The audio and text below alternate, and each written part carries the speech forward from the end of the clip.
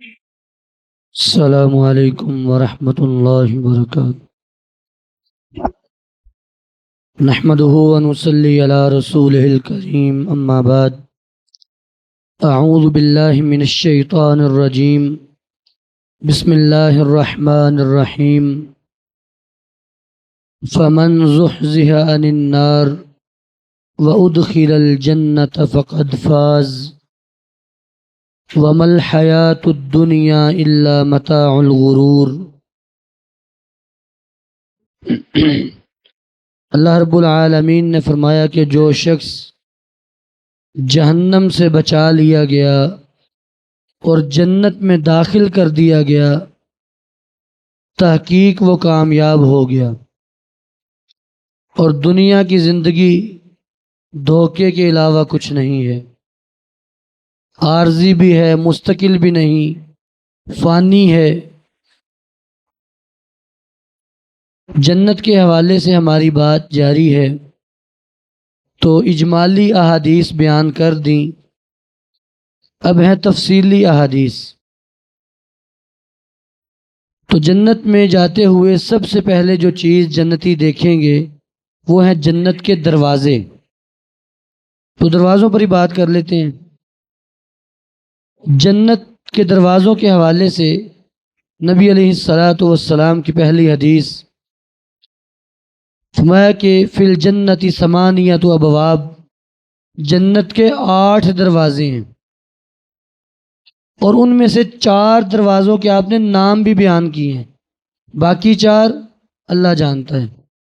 4 کا نام آپ نے بیان کیا: باب الریان، جس سے روزے دار گزریں گے، باب الصلاۃ، نمازیوں کے لیے، باب الجہاد، مجاہدین کے لیے، باب الصدقہ، اللہ کے راہ میں خرچ، اللہ کے راستے میں خرچ کرنے والوں کے لیے، اور 4 دروازے اور ہیں۔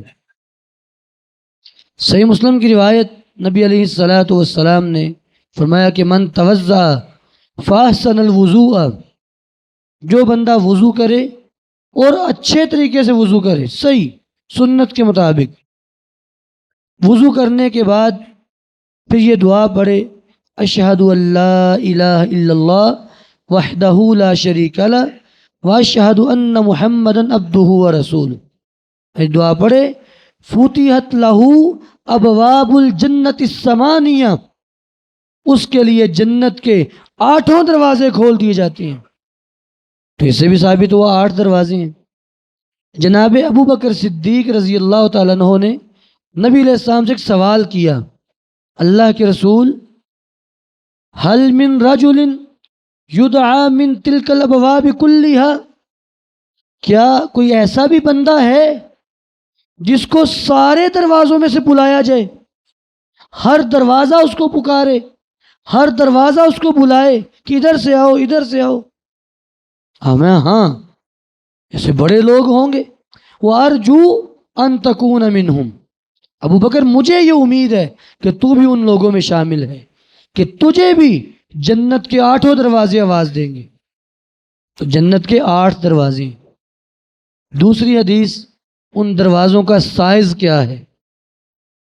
نبی علیہ السلام نے فرمایا کہ انما بین مصراعی ابواب الجنت کما بین مکہ و بین بصرہ، جنت کے ایک دروازہ، اس کے 2 کواڑوں کے درمیان جو فاصلہ ہے وہ اتنا ہے جیسے مکہ سے لے کر بصرہ شہر تک ہے، اور یہ جنت کا سب سے چھوٹا دروازہ ہے۔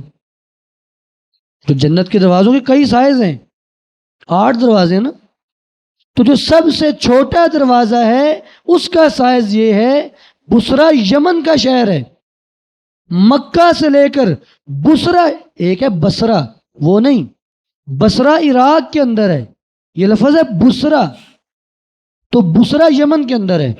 تو میں جس طرح مکہ سے لے کر بصرہ تک کا فاصلہ ہے، اتنا جنت کے ایک دروازے کے 2 کواڑوں میں فاصلہ ہوگا۔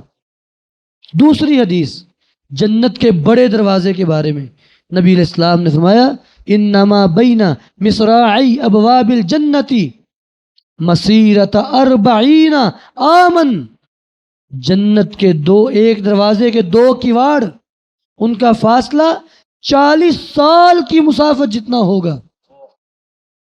40 سال مسلسل تیز رفتار گھوڑے پہ سفر کیا جائے تو جنت کے ایک دروازے کا درمیانی فاصلہ یہ، اتنے بڑے دروازے۔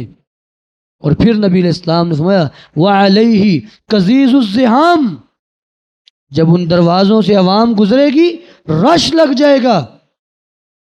قزیز کہتے ہیں آواز کو، دروازے کی یا چارپائی کی آواز، چارپائی پہ 3-4 بندے اکٹھے بیٹھے ہیں اس کی چین چین کی آواز آتی ہے، اسی طرح دروازے میں سے لوگ ایسے زور سے گزرے تو اس کی آواز آتی ہے۔ فرمایا اس رش کی وجہ سے قزیز پیدا ہوگی، اتنی عوام جنت میں جائے گی۔ میں ایک حدیث تھوڑی سی اور وضاحت کر دیتا ہوں۔ نبی علیہ السلام نے فرمایا میری امت کے ایک بندے کی سفارش کی وجہ سے اللہ تعالیٰ بنو تمیم کی تعداد سے زیادہ لوگوں کو جنت میں بھیجے گا۔ قبیلہ بنو تمیم کی تعداد سے زیادہ بندے ایک بندے کی سفارش سے جائیں گے۔ ابھی فرشتوں نے کرنی ہے اور کئی بندوں نے کرنی ہے، انبیاء نے کرنی ہے۔ اب بنو تمیم کی تعداد کتنی ہے؟ نبی علیہ السلام کے دور سے قبیلہ آ رہی ہے۔ آپ نے فرمایا میری امت کا سب سے سخت قبیلہ دجال کے خلاف وہ بنو تمیم ہوگا۔ اس کا مطلب قیامت تک رہیں گے، ابھی بھی ہیں۔ ہمارے ایک استاد محترم فرماتے ہیں میں دیکھنے گیا ان کو کہ کسی تمیمی شخص سے مل کے آؤں، کوئی ایسا شخص جو تمیمی ہو اس کو ملوں، تو جب میں ان کو دیکھا وہ سارے کے سارے منہج کتاب و سنت پہ قائم تھے، ان کا عقیدہ مکمل قرآن و حدیث کے مطابق، پکے سلفیین۔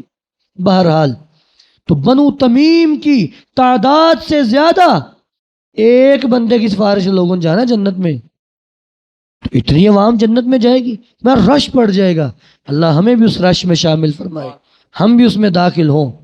تو یہ نبی علیہ السلام نے جنت کے دروازوں کے حوالے سے بیان کیا۔ اللہ رب العالمین ہمیں جنت کے لیے محنت کرنے کی توفیق عطا فرمائے۔ وآخر الحمد للہ رب العالمین۔